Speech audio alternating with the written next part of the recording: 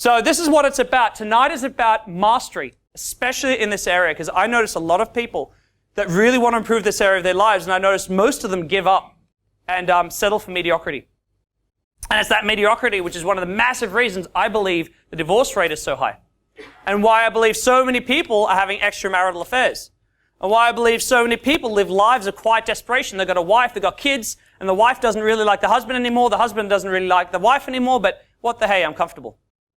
The first thing I want to talk to you guys about is a book called Mastery. Who's read this book before? I know some of you, I'm sure, have. George Leonard. No? Ooh. This is the first time I've had no one in the audience. George Leonard was a fifth-degree black belt Aikido master, and he was also in the Air Force before that, but he's been a pretty prolific writer until he died, I think, in 1996. But what he recognized was that no matter what people are trying to master, and of course he recognized the same thing in Aikido that I notice in dating. He recognized that lots of people come on board going, kya, kya, I want to be really good at martial arts, woo! They've just watched Karate Kid, they're all pumped up. And what do though? They disappear, right? They'll do Aikido for 1 or 2 months, and they'll disappear, never to be seen or heard from again. And he thought to himself, I wonder why this is happening. Why do so few people, why everyone's so eager on the first session, why do so few people really achieve what they want and master what they want? And one of the big things that he recognized was that a lot of people don't understand that the way that mastery works is it follows a pattern, a set pattern, no matter what you're trying to master.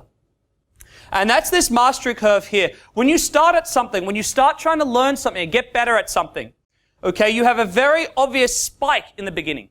You increase, your results get better, you get more confident, you get more competent at it very quickly. But what happens is that you reach a peak and your skills fall back a little bit. 1 week, 2 weeks into it, you've plateaued, you're not getting better very quickly anymore. And you find this quite frustrating. And you're starting to get frustrated, nothing's changing, you're working at it, nothing's changing, and then bam, suddenly, you get better again. You reach a new peak, you go to a new level, and you're really excited. But then all of a sudden, the next week you're out and you go backwards a little bit. You're higher than you were, but you've gone backwards, and it's frustrating. We struggle with this because when we tackle something, when we want to master something, anything, we expect that we're going to consistently get better and better results.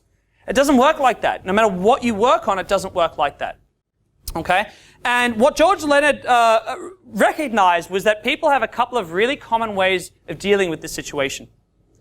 And what you guys are going to recognize is you're going to likely fall into one of these categories in your life as a whole. So one of the ways that people tend to deal with this problem is this first one, which is called the Dabbler. And throughout my life, until I started School of Attraction, oddly enough, I was a dabbler. Dabblers do this. They start something new and they go, oh man, this is so cool. This is the best thing ever. I'm going to do this every day of my life. I'm going to become awesome at it.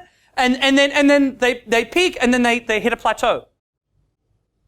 And they hit the plateau and they think, oh, there's something wrong with this system.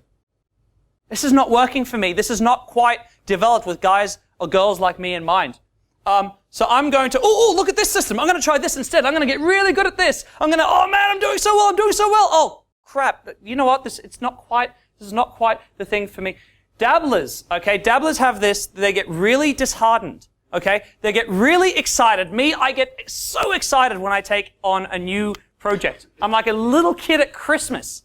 Yeah? That's the biggest sign you look for is they're the most enthusiastic at the start of new projects. Yeah, they can't wait to get started. Okay? Or what happens is they are easily disappointed. Now, what you'll tend to find is, and if you've ever worked in HR or know someone who works in HR, one thing you look for is a really long resume. People who have a new job every 3 or 4 months, do you want to hire them? No, because they're dabblers. Okay, they hit a plateau in a workspace. Oh man, this is too hard. This is not the right working environment for me. I'm going to change. Yeah? It's things you may recognize in your own pasts. I did this with everything. I tackled so many little things before I started with this company. Okay? And I just dabbled. The second it got hard, yeah, whatever, I'm going to move on. Ooh, look at this shiny little thing over here. I got distracted. Another typical stereotype, guys, is the obsessive. The obsessive will be the people most likely to contact me a lot after tonight. I'm not making fun of those people. But the obsessive is the person who wants to push themselves as far as they possibly can. They view any plateau, they view any moving backwards in results as weakness on their part. Okay, they're the workhorses. They will work till midnight. They'll work 24 hours straight if they need to. Yeah, they're the workhorses. And what happens is they hit a plateau, they hit a peak, they plateau off, and they think to themselves, oh, I'm doing something wrongly here. I'm going to have to redouble my efforts. And they peak and they crash. And they go, oh, damn it, I have to redouble my efforts. And they peak and crash. And they go through this massive turbulent phase and they burn out. Okay, burnout. Very, very typical of the obsessive. They want to get everything right on the first try. They're generally perfectionists. So they want to get everything, every little bit right. So they're the people who are going to email me afterwards and make sure they got every word that I said exactly correctly. Which is okay. There's nothing wrong with that. I'm happy to help those people out. But that's what's important to them. They are in a constant state of learning. So reading, researching, researching. Everything they can do because they refuse to admit that they should have to plateau at any point in time. So they see the plateau as a sign of weakness or laziness. And we are often very unlucky if we have a parent who is an obsessive. Because when we plateau, we get hit with that same mentality of, oh, it's your laziness. You have to work harder. That's why you've plateaued.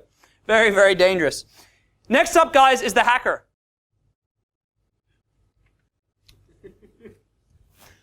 Okay, the hacker has no interest in mastery. Okay, only good enough. They stay in the same job for years with no promotion. So what they do is they reach this point and they go, oh, well, I guess I'm not getting any better. Cool. They don't push, they don't fight, they don't work for it, they just chillax at whatever level they happen to be at. Okay, they have little interest in self-development. So it's unlikely many people here are going to be hackers. But what you're going to find if you look at these personality types is that you will tend to fall into one category or the other, and you will sometimes fall into different categories for different parts of your life. Okay, I was typical dabbler in most things in my life until I started this company, then I became obsessive. Yeah? Became my baby. I was damn well going to make it grow, work my ass off, and it's hard not to get caught up in that cycle. Okay, when I work at my rock climbing, I'm a hacker. I don't really want to master rock climbing. I just want to go out and again and do some rock climbing. So you'll notice that different times in your life. But what you need to realize is that if you get locked into this without an awareness that you have to expect to plateau, if you want to keep getting better, you are going to suffer. One way or another, you're going to suffer and you're not going to get through it. One of the important things to remember is that when you're working on something, dating, relationships, and things you feel like you're plateauing, you're trying really hard and the results aren't changing. Guys aren't responding any differently, girls aren't responding any differently, this is frustrating, what the heck's going on? But the thing is, that's when you're learning. Because you're trying different things. You're trialing things. You're pushing yourself. You just, sometimes you muck up, sometimes you do well. You're not really sure. You're getting a lay of the land. And that's when you're learning. And when everything comes together, that's when you're hitting your new peak. Because when everything's easy, in a relationship, when everything's easy, you're not learning anything about relationships. When life's easy, you're not learning anything about life. The learning happens when it's tough. The learning happens here on the plateau when you're working your butt off on something and not getting any payoff. Because the payoff usually depends on a whole lot of factors coming together neatly. And once they come together neatly, that's when we hit our next spike.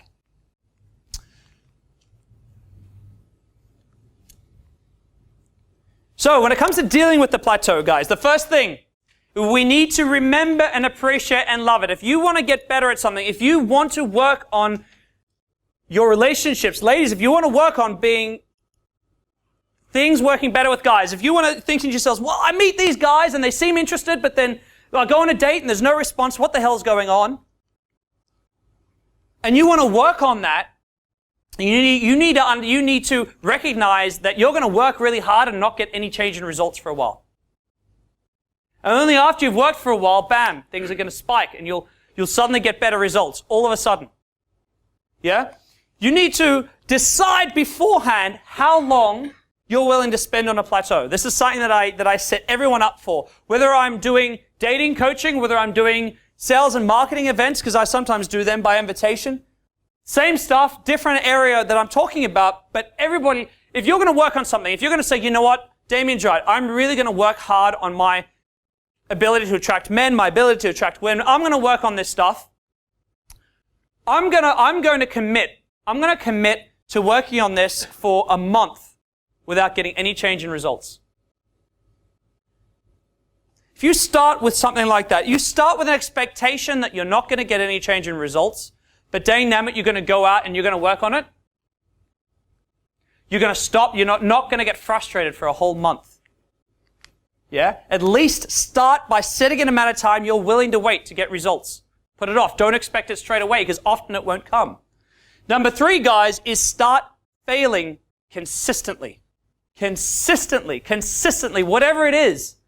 Yeah, whatever it is. With this dating stuff, ladies, you have to be willing to make a mistake. Yeah, put yourself out there. Crap, I put myself too far out there. Now he thinks I'm desperate. Shit. It's a mistake. Okay, cool. And it might ruin that particular interaction with that guy. But there's so many guys available in the world. Don't worry about it. That's you learning. You have to mess up. If you don't mess up in relationships, you're not going to learn.